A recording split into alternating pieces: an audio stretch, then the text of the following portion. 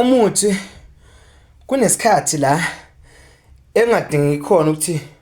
umudla udecide kahle nje udla nje umuthi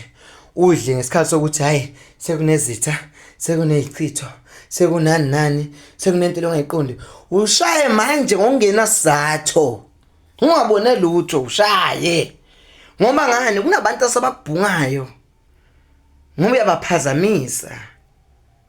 bahleli manje bacabanga ukuthi sizophuma sithini ngalomuntu